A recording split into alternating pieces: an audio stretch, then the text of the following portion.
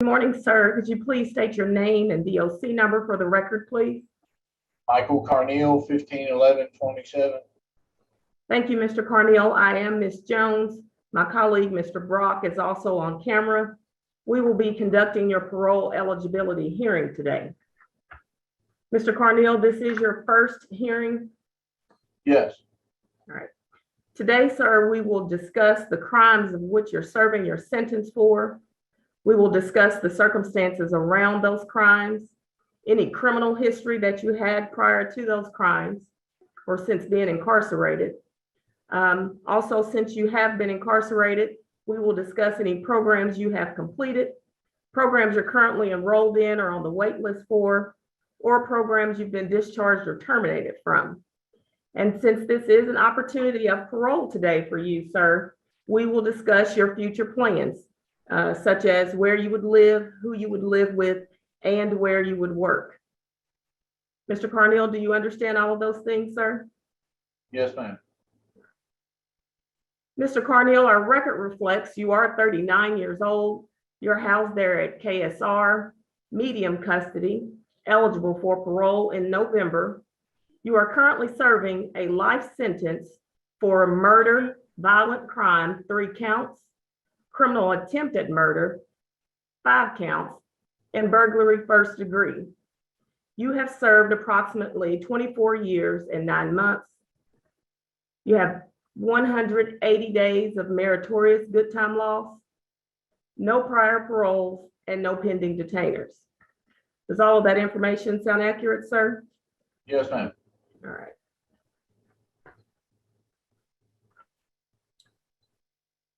Mr. Carneal, we'll start the hearing with you telling us, how have you prepared for today? I've had 25 years to prepare for today, and it still doesn't seem like it's happening.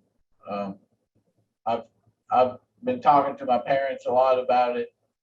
I talked to my sister. I recently reconnected with my sister, and I've been having open discussions with her about it.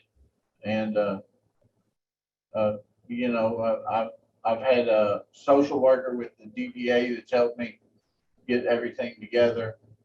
And I've recently enrolled in some program, and I did that. And I'm doing the best I can for this parole hearing, putting my best foot forward. All right, sir, you've had about 25 years to prepare. What does that plan look like? Well, I plan on living with my parents, and I would like to be independent from them after a couple of years. I realized that there's a lot of things I would have to do to get there, but that would be my plan. And they have said that they would help me get to parole hearing, parole appointments, doctor appointments, anything that I need. I would plan on getting a job. I'm not really particular about what kind of job I would have. I mean, fast food, anything would be suitable for me. Like I have jobs in here that I've maintained, and sanitation type jobs, and I could do that. Could do that, for the long term. Anything really, as far as employment goes.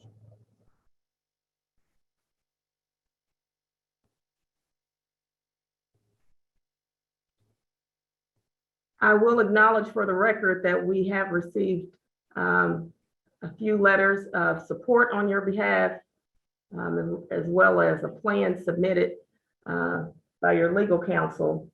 But I think what's most important is that the board would have received a letter or a plan from you.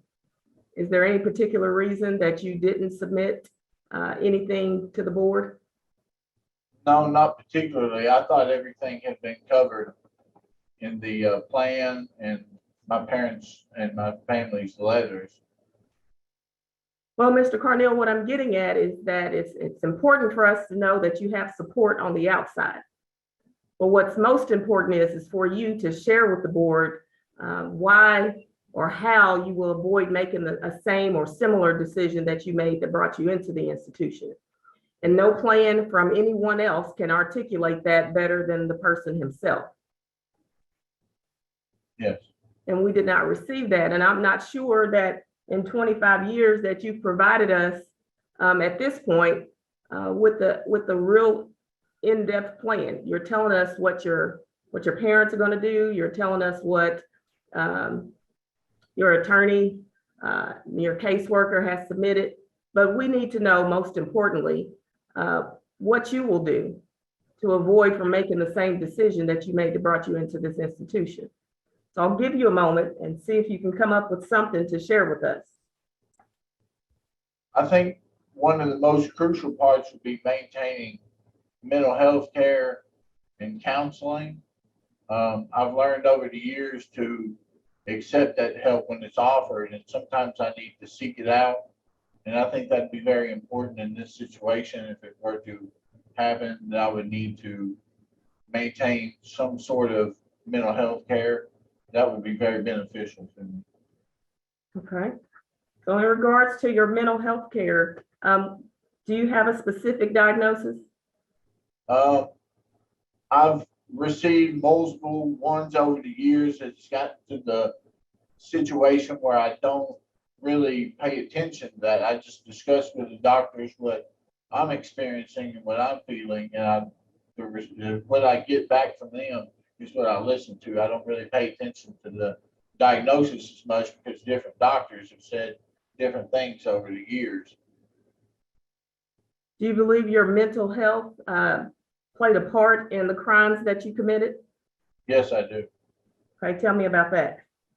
Well, I was experiencing, I was hearing things, and I was extremely hyper suspicious, and I had felt for years feeling alienated and different. And I think that when I started to develop mental health problems, that it fed into that, and it kind of it made my mental health problems worse. That I had spent those years feeling like that, and it got to the point where I was hearing things in my mind to do certain things, and I was doing them. I wasn't strong enough, or I wasn't thinking properly enough to evaluate what I was being told to do, and I just found myself doing them. So tell me what you were being told to do, if you can recall. All different things. I think one of the first things I remember was I had a pistol that I had gotten out of a lockbox in my father's closet, and I had it, and I was looking at it, and I heard in my head to shoot myself, and I was holding it to my head, and then I put it in my mouth, and I put it to my head, and I didn't do it for some reason. I don't know why, but that was one instance where I didn't do what I was hearing to do. And to me, that shows that at any point in time, I should have been able to not do what I was hearing to do. Because in that instance, I didn't. So in my mind, I think now, maybe any time that happened, I should have been able to not do it. Were voices telling you to do something on December the 1st, 1997? Yes, ma'am. And what did they tell you to do? Pick up the gun out of the backpack and hold it in front of me and shoot. There's no justification or excuse for what I did. I'm offering an explanation. I realize that there's no excuse for what I did. I'm just trying to explain it. So if we fast forward from that day till today, are you still having hearing voices that tell you to do things? Yes, ma'am. Okay, and what kind of things are they telling you to do? Uh, Different things. Sometimes it's just like to scream. Sometimes it's something that would seem silly to me. And most of the time it's things that like hurt myself or something like that. And I know now that that's not something that I should do. And I'm able to not do it and rationalize that it's not something that I should do, and what I'm hearing is not real. But on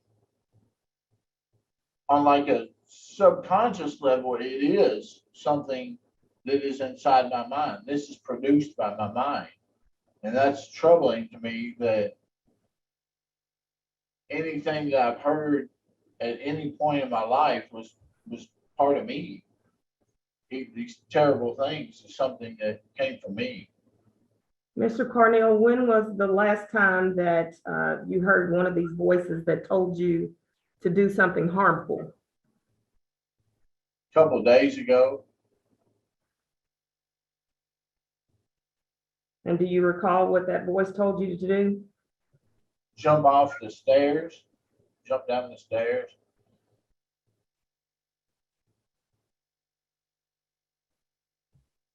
All right. Mr. Carneal, if I am recalling the things that you have shared with me this morning as it pertains solely to your mental health, you state that you were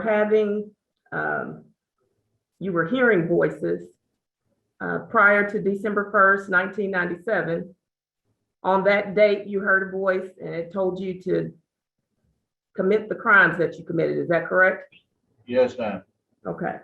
And if we fast forward 25 years, just as recent as 2 days ago, you're saying voices are still telling you to do harmful things.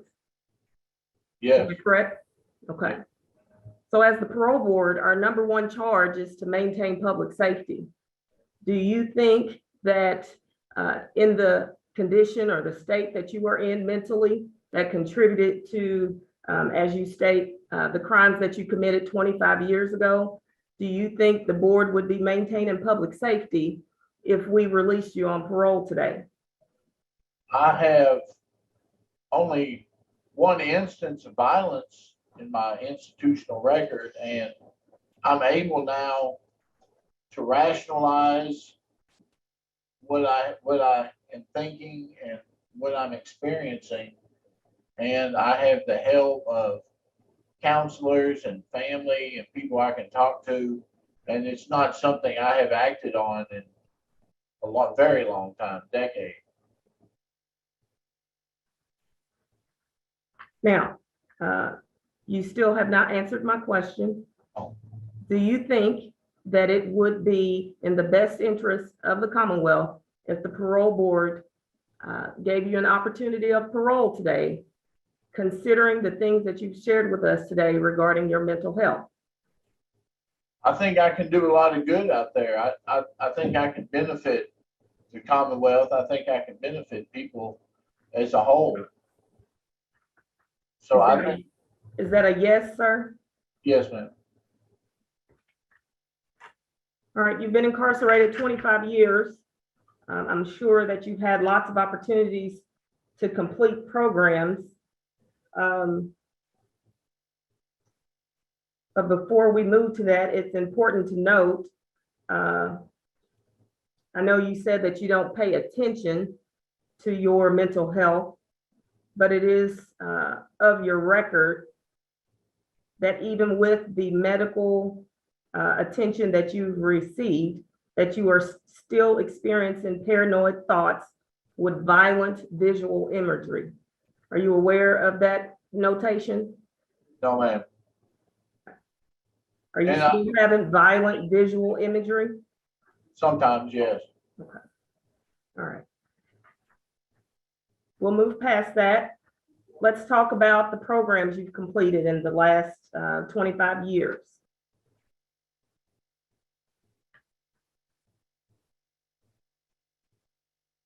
Oh, you want me to? Okay. When I was in juvenile custody, I completed the the residential program there, and I got to a graduation phase, and I had a setback where I was reduced a level, but then I was able to get the level back to graduation phase. And then when I came to adult corrections, I completed the correctional psychiatric treatment unit program when I got here, and they had different wings. I was in the B wing program, and I completed that. And when I was in juvenile custody, I also got my GED. But then once I got out of the correctional psychiatric treatment unit and came to the general population, I was able to enroll in college classes, and I took some of those for quite a while, and I need just a couple of classes to get an associate's degree, and the program was eliminated. So I wasn't able to finish that. And I've done anger management as well recently.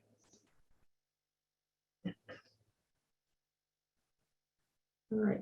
And with regards to anger management, it looks like when looking over your disciplinary violations, though you have had quite a bit of time of clear conduct, there was a stretch of time where you got into a few fights. Can you explain that? Well, my cell had been robbed. I thought, well, an officer had let the inmates in to steal some of my stuff. He later admitted to it, the officer did. And I thought that I knew who had done it, and I confronted them instead of letting the officials handle what had happened. I took it upon myself, which I shouldn't have done, to confront these inmates, and a fight happened. Fights happened. And I got hit in the head with a hot pot, and it was a bad situation. And I will note that you have, let's see, about 9 years of clear conduct. How have you managed to avoid confrontation in those 9 years? I mainly keep to myself. I associate with a small amount of people, and I kind of take pride in the fact that I don't get caught up in the what people call prison politics. You know, the drama that goes on amongst different individuals. I don't get involved in it. I kind of, you know, some people say that I'm scared, or whatever the situation may be. I'm scared to join other people, but in all reality, I'm just trying to stay out of trouble and do what I need to do for my interests.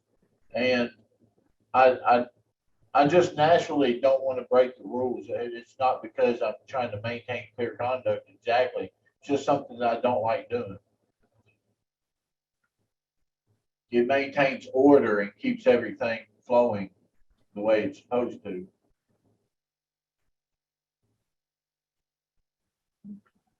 Have you ever been discharged from a program since you've been participating?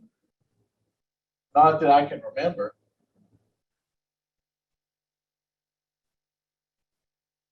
And the world is much different than it was when you were 14 years old. Obviously, you are an adult, 39 years old. Are there any programs that you believe the Department of Corrections could offer you to help you be successful in the event that you are given an opportunity of parole? Well, the reentry coordinators help a lot of people with situations like that. I'm not aware of any program specifically that would benefit someone in that situation, but you know, after being in so long, having to acclimate to the world outside of prison, I'm not aware of any program that would benefit that, not that I'm aware of. All right, so, and again, you have been incarcerated for 25 years, so the world is much different. What do you think it's going to take for you to be successful on the outside? Family support and trust. I have to trust people that they have my best interest in mind when they're helping me, which is something I'm able to do now. And it's one of those things that would take time, from what I understand. This kind of circles us back around to your mental health. And I know you specifically stated that you don't pay attention because you've had several different diagnoses over the years. Am I recalling that correctly? Well, I don't pay attention to the diagnoses exactly. I pay attention to my mental health, but not the exact label for what that is. Do you pay attention to the treatment options? Yes. And what are those treatment options? I see a psychologist and a psychiatrist. I see the psychiatrist every 3 months, and I see the psychologist every 3 months when there's one on staff. There's been periods of time throughout the years where they've not had one that was able to do regular therapy for people, but I talk to them as I'm allowed to, and I take advantage of all the help they offer me. Are you on medications currently? Yes, ma'am. And do you recall how many meds you take?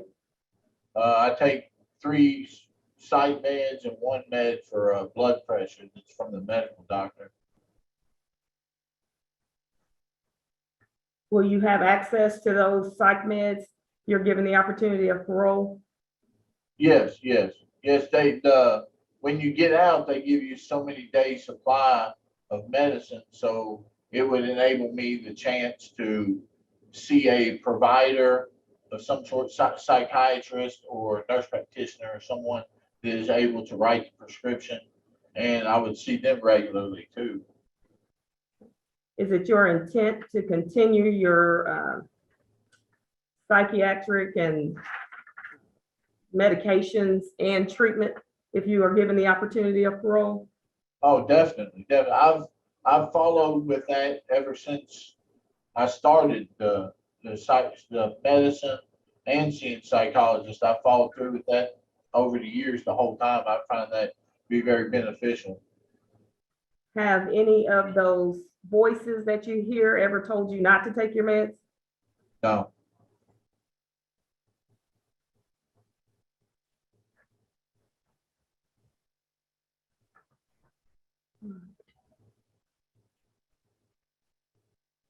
All right, sir, at this time, we are going to discuss the reason that brings you before us today, and that is your crimes of murder, criminal attempted murder, that's 3 counts of the murder, 5 counts of criminal attempted murder, and burglary first degree. Tell me about those crimes. Well, the burglary happened several days before the shooting happened. And the burglary was, I think it was a Thursday, and I went into a neighbor's garage and took some guns and some bullets and put them in a bag and carried them back to the house. Why did you do that? I didn't know exactly at the time what was going to happen, but I mean, I was hearing in my head to do certain things, but I should have known. You know, anytime you steal guns is wrong, and anytime you do anything with them, but you know, when you're 14, anything you do with a gun is not good. I wouldn't think so, and I should have known that it was going to lead to something terrible. I should have known that at the time. So you took those guns on a Thursday? Yes. Prior to December the 1st? Yes. All right, keep going. The shooting happened Monday, December 1st, and I had the guns, and I took them into the school, and people were asking me what it was because they were wrapped in a blanket, and I told them it was an English project, and everyone seemed to accept that as an answer. So I got to the lobby and I set them down, the guns, and I took off my backpack that had a gun and ammunition in it. And I just kind of stood around for a while, just kind of standing there. And then I went and got the gun out of the backpack and I held it in front of me. And I don't remember firing the gun or how many times I fired it. But the next thing I remember is people laying on the ground, and there was another student that came from behind like a brick column, and he asked me what I was doing. I don't remember what the verbal exchange was, but he was approaching me as we were talking, and I seem to remember telling him to kill me. I'm not sure if that's the exact words, but the principal came out and got me and took me back to the offices, and they put me in the room with, I don't know who he was a staff member that worked there, and he was asking me, he asked me some questions. I don't remember exactly what they were, but they just seemed odd to me at the time. They just seemed kind of random, and I waited for the police to show up. Mr. Carneal, who is Nicole? She was a friend. She's one of my victims that had been killed. Can you repeat that?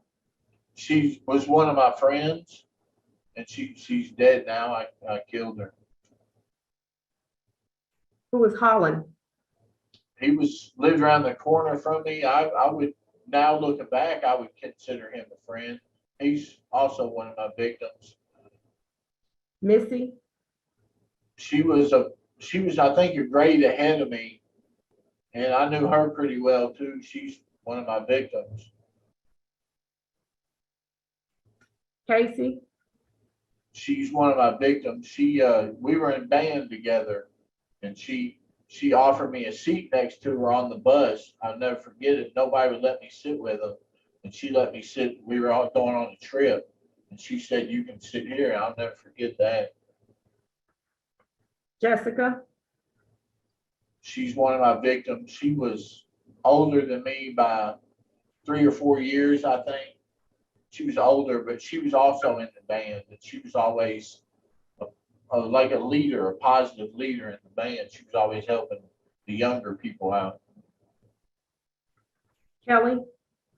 She was one of my victims as well. She was friends with Melissa Jenkins, one of my other victims, and they were hanging out together a lot. Jessica?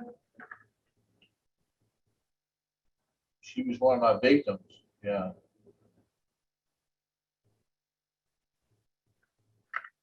Is there any particular reason that you shot these people? Nothing. No, it's not justified. Not justified at all. There's no excuse for it at all. And the reason it happened, is like a combination of factors in my life. And when I look at it now, it was because I was a coward. Tell me what those factors are that you're referring to. My mental health at the time, my age, and my maturity level wasn't. Tell me what your age had to do with that. I was 14 at the time, and I had not experienced anything in life, really. I didn't know exactly the effect of what I would do eventually. I didn't know what that would actually mean. I didn't know the hurt and the pain it would cause people. I was ignorant to that. So Mr. Carneal, I am assuming, and you can correct me if I'm wrong, that you are an intelligent being at 39, and if I had to guess, also at the age of 14. Is that correct? I don't know about intelligent. I function, yes. Okay, so we'll go with functioning. Are you telling the board today that at 14 years old, you did not know if you killed several people, you didn't know that it would cause harm or hurt? Is that what you're telling us today? I didn't realize the extent of the emotional pain it would cause people. It didn't seem as real to me then as it does now, because now I realize I'm able to see it and I know the terrible. Mr. Carneal, we're talking specifically about when you were 14. Right. Are you telling us that you did not know right from wrong at 14? No, I'm not saying that. Okay. So the answer would be yes, I did know right from wrong. Is that correct? Yes. Okay. Did you know that if you walked in a school and fired a handgun at multiple people and killed them, that that was wrong? Yes. Thank you. All right. Your PSI, your official record, tells us that initially, one of the comments that you stated, and give me just a moment so I can quote it accurately.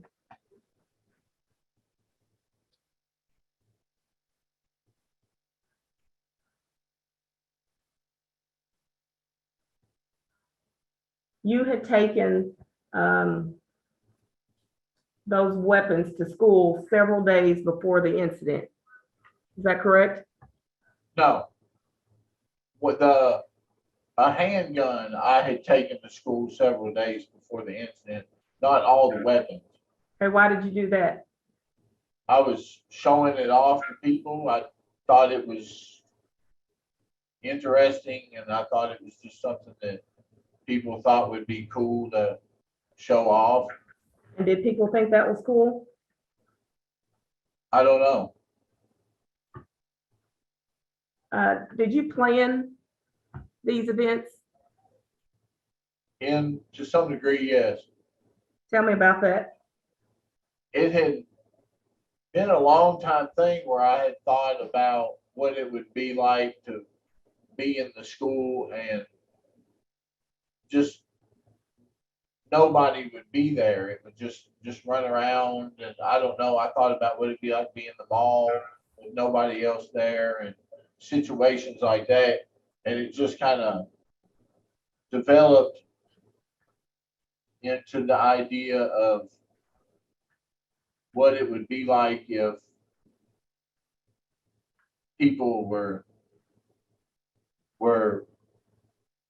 not there because of something I did.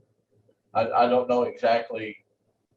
I didn't think exactly about like shooting people and killing them. It was just something originally. It was just something that I thought I would do something and everybody would leave the school and I would just run around.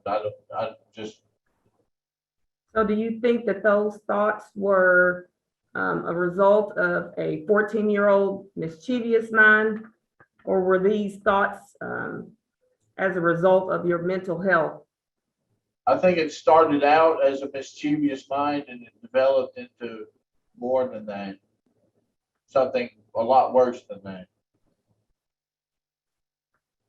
All right, and if we fast forward from what you just said back to today, when we speak of your mental health and your prognosis is listed as poor, and further states, and I will repeat, that though you have been receiving mental health services for many years, you still experience paranoid thoughts with violent visual imagery. So how could the board be certain that when you have these thoughts with the violent imagery that you state you still have, how can we be certain that you will not act on those? I haven't acted on them in decades, and that's a start.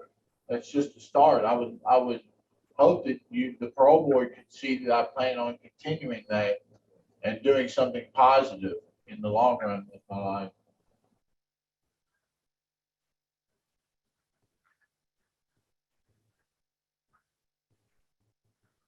Mr. Carneal, do you believe you deserve an opportunity of parole today? I don't know that, honestly. I mean, it depends on when you ask me. Sometimes I think, that I would just deserve to be killed.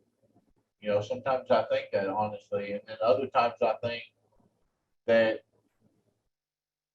due to the fact that I could do some good for a lot of people, maybe, that it would be beneficial if I were released someday. Well, and I've heard you mention that you could do some good for people. I think you said that a couple of times today. Can you expound on that? Well, I mean, it doesn't have to be something grand, just every little thing you do affects a person, and it could be something positive, just like, listening to somebody when they have a problem, or helping them carry something, or it could be, it starts out small on a daily basis. And I think I can build upon that. And I would like to do something in the future that would contribute to society as a whole. All right, sir, I believe those are all the questions that I have for you at this time.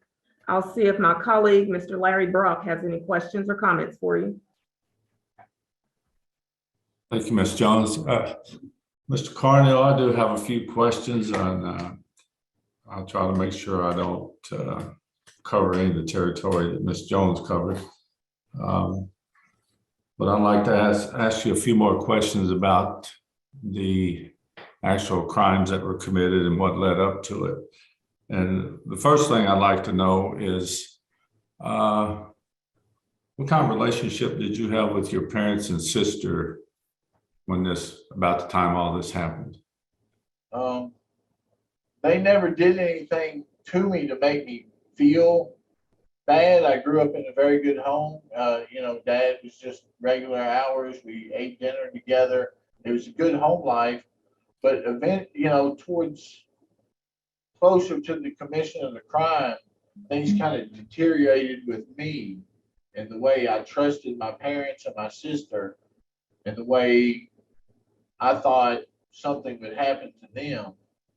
And I would say at the time of the crime, they weren't aware that I was having any difficulties at all, I don't think. But I look back on it now, and I think they did everything they could. They were loving and supportive of me in every way they could be, even my parents and my sister. So any issues you had or you thought you had were based on your behavior? I mean, they were positive in your life, your parents and your sister. Yes, sir, definitely. All right.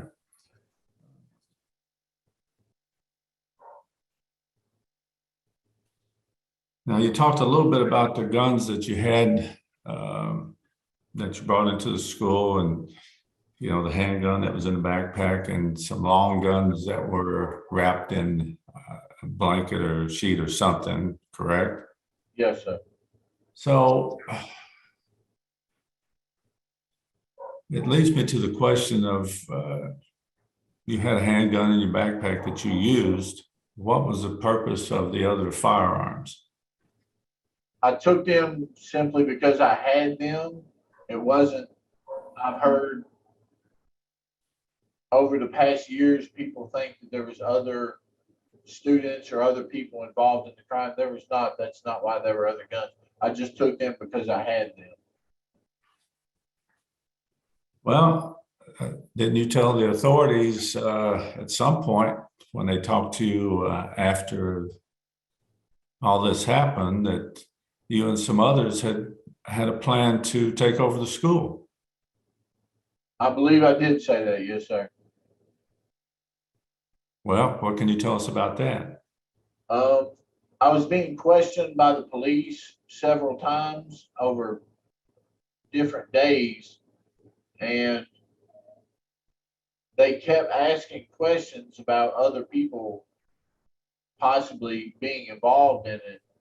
And I felt like I thought the police were trying to help me and that they were actually my friends, just the way they were behaving towards me. And I told them that because I thought that's what they wanted to hear. I thought that that's what they wanted to hear, that it wasn't true at all. Well, I think, if you brought other guns into the school, I mean, that could lead to maybe the suspicion that others were going to be involved and opted not to participate. So I can see why the police may have reached that, or had that question. Oh, I understand. I understand the question completely. Yes, sir. But you're saying that, well, let me ask you this then. Did anyone in particular, well, let me back up. So are you saying you never had any discussions with any of your friends about anything to do with taking over the school or a shooting or anything? No, sir. No one knew what was going to happen. No, sir.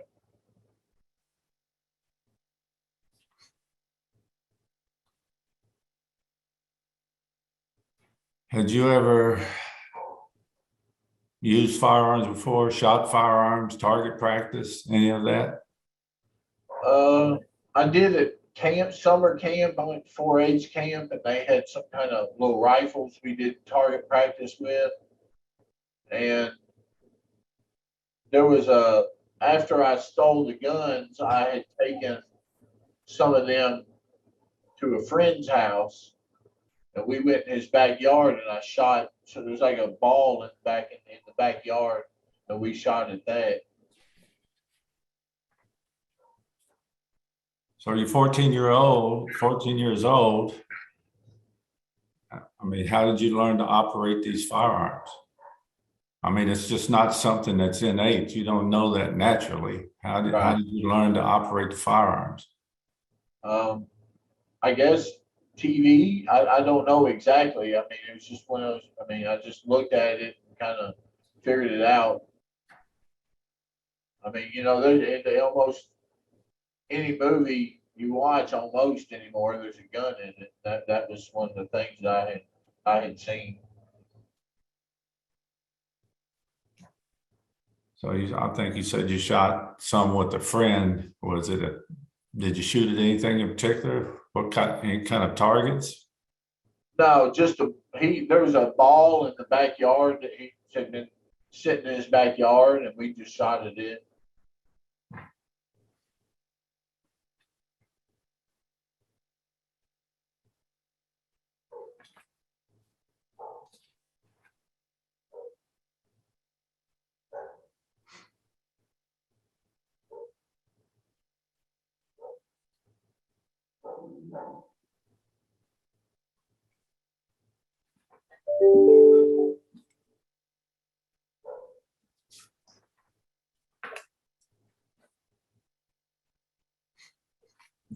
So, Mr. Carneal, who were your intended targets when you started this shooting?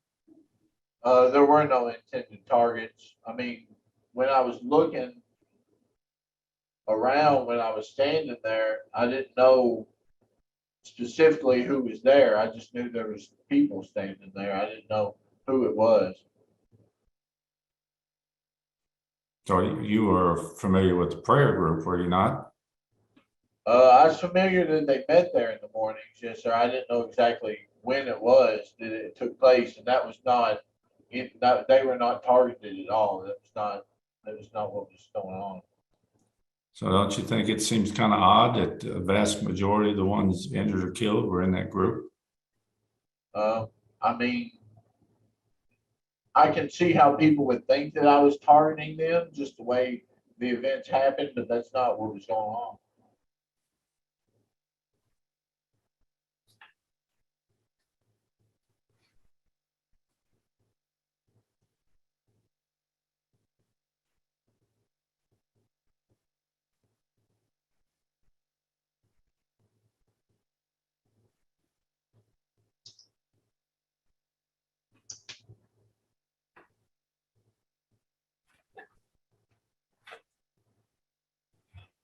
And the shotguns you brought in, where did they come from? Those came from my dad's closet. He had them up on a shelf in some kind of container thing, and I had took those.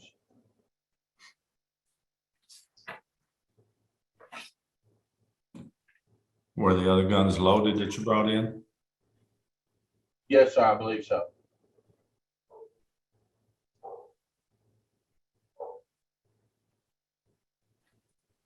So on the day this happened, how long were you in the lobby before the shooting started? I had been standing there. I'm not sure about the time. Maybe I would guess 10 minutes. Maybe I was just kind of standing around. Were you talking to your friends? I believe so. Yes, yes. There were other people there that I normally talk to in the mornings. They were there. I'm pretty sure I was talking to them.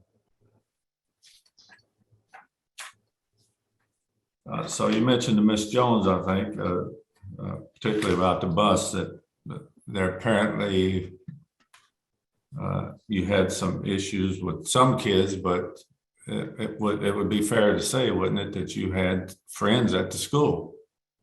I see that now. Yes, I do. I do. Yes, sir. I mean, didn't you have a group of friends that you talked to and that you hung around with?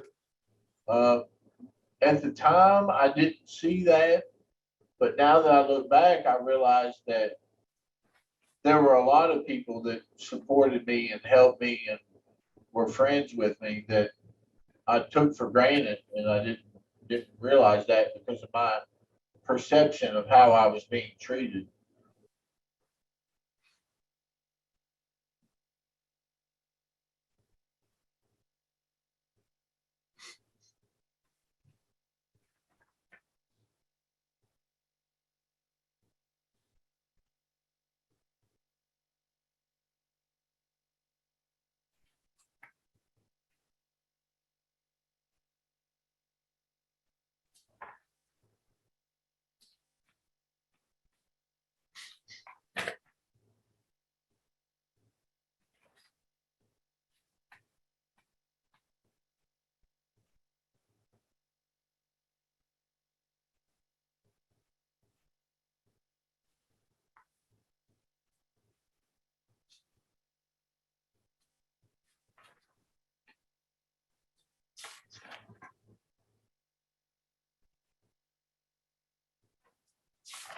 Just bear with me a second, Mr. Carneal. I'm just looking through some information here.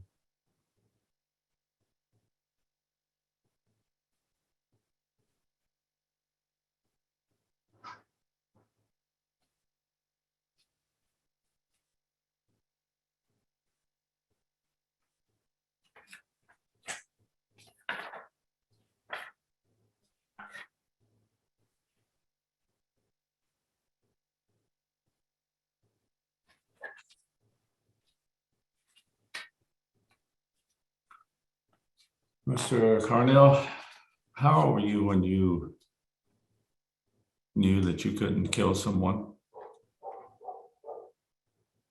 Knew that I couldn't, like, You could not? How old were you when you knew you couldn't kill someone? oh, did I know that it was wrong? Well, I think there's a point in time that most of us know that it's wrong to kill someone. I'm asking Yeah. you know, at what point in your life did you figure that out? Oh, young? I don't know exactly. Very young. So you knew that was wrong before you went into the school, did you not? Yes, sir. Thank you.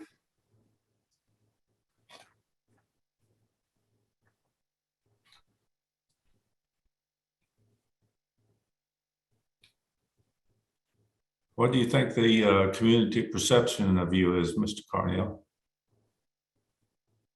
That I'm a monster. I believe that's what people think of me.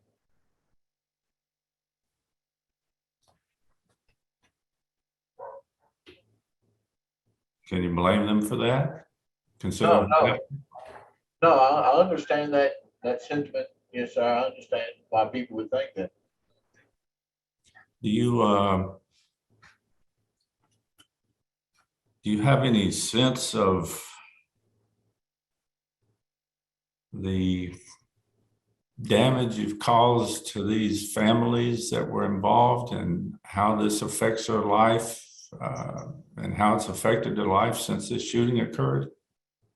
I met with Melissa Jenkins in the past, and she explained a lot of that to me, and it's something that I can't even imagine the way that I have made all these people, not just the victims and the victims' family and friends, but also the community, the destruction I've caused in their life.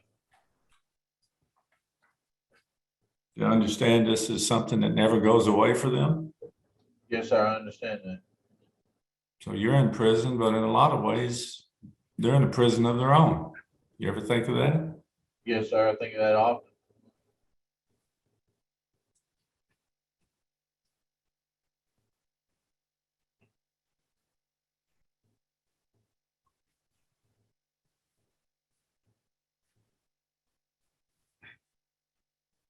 Mr. Carneal, have you ever provided items to anyone to put online for sale? No one that I knew they were going to do it.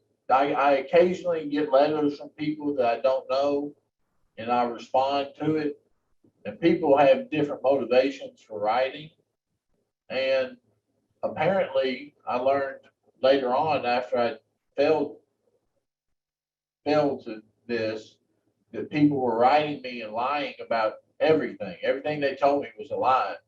And then when I would write them, they were selling the letters and the envelopes. And there was even someone that wrote me from Paducah that told me their son was being bullied and they wanted advice on what to tell their son. And I wrote back a letter trying to help them with the situation, and I found out that was sold.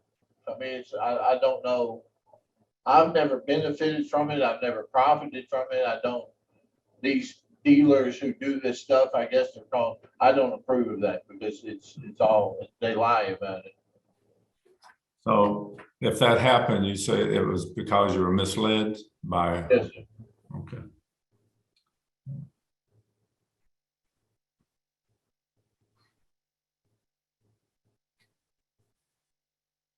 Mr. Carneal, I think some would probably argue that your actions, what you did that day, set the stage for, all the school shootings that have followed in the modern era. What's your thought on that? Even today, when these things happen, I feel responsible for them on some level. When I was initially arrested, for about a year after that, I wasn't in a situation where I had media access. So I didn't realize a lot of this stuff was going on. And then in '99, when I was sent to the Northern Kentucky Youth Development Center, there was a little bit more newspaper and magazine access. And that's when Columbine happened. And I really feel responsible for that. That's when I became suicidal, when I attempted to hurt myself, and I had to be sent to a hospital because of that.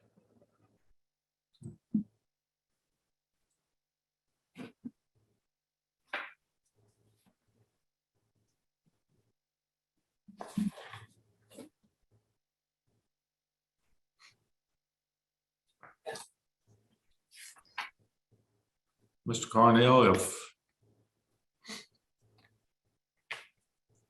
someone had gunned down your parents and your sister like you did to these folks, what would you want the parole board to do? I don't know. Honestly, I don't know. I mean, it depends on what they had done with their lives, honestly.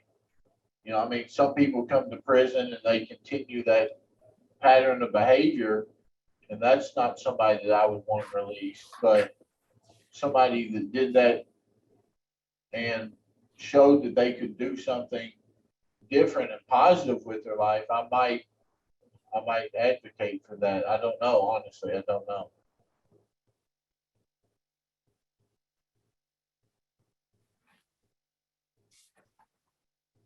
And you identified a number of the folks in the prayer group as your friends, right?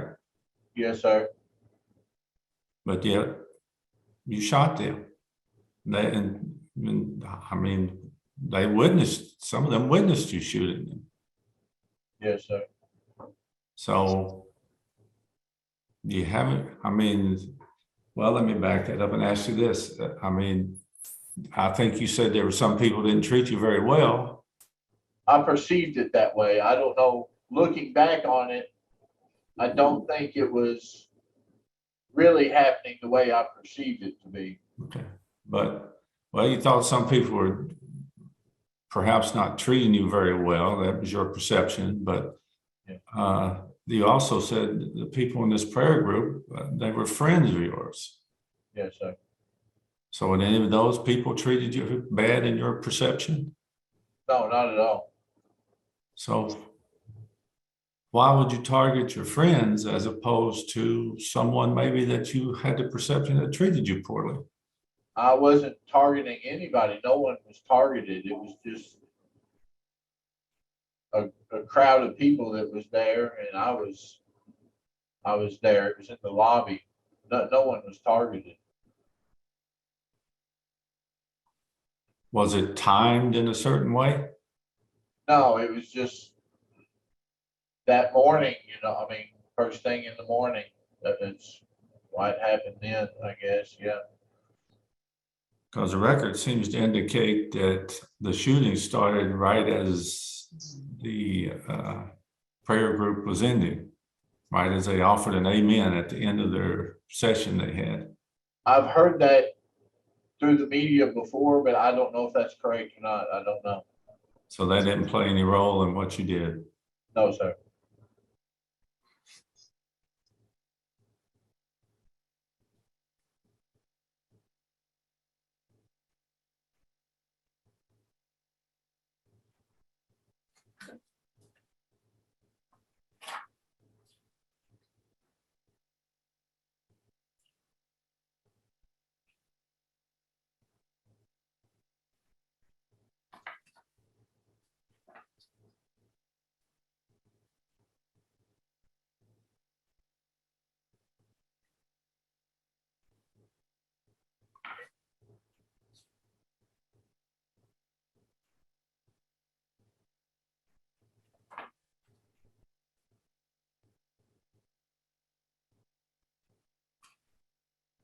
All right, Mr. Carneal, I believe that's all the questions I have. Thank you. Mr. Carneal, I just have a couple more questions for you. We return to thinking of your victims. How many victims did you have that day? 8. 8. Can you name them? Casey, Nicole, Jessica, Craig, Holland, Melissa, I called her Missy, Kelly, and Shelly. Okay. And of those 8, I believe when I called them off earlier, I may have inadvertently left off Craig. Yeah. Of those 8, was Craig or any of the others, or how many of the others were your friends? Well, Nicole was a very good friend. I consider her a very good friend. Looking back on things I do. And some of them I knew more than others. The ones that were in higher grades above me, I didn't know as well, but I still knew them. I mean, it's a small school, and a lot of these people were in band with me. And I knew all of them. Yes, I've been to several of them's birthday parties. I have memories with different ones at different times, and none of them do I have any negative memories with. I knew them all. Okay, so sitting there 25 years later, and you're solely thinking of your victims, specifically the ones that you are calling your close friends, how does that make you feel that you took the life or injured those 8, specifically those that are your friends? It makes me feel terrible that I hurt anybody. I mean, my friends or not my friends or anybody, makes me feel terrible that I did that to anybody at all. And Mr. Carneal, I will stand corrected when I tell you, I know you answered and said you had 8 victims. You have 8 people that you, 3 that you killed and 4 that you injured, or 5. But you actually have victimized an entire school. A whole community. Students, teachers, bus drivers, counselors, janitors, with your actions that day. Yes, ma'am. I don't believe that you've offered much of a reason behind it that would support your thoughts on that day and 25 years later.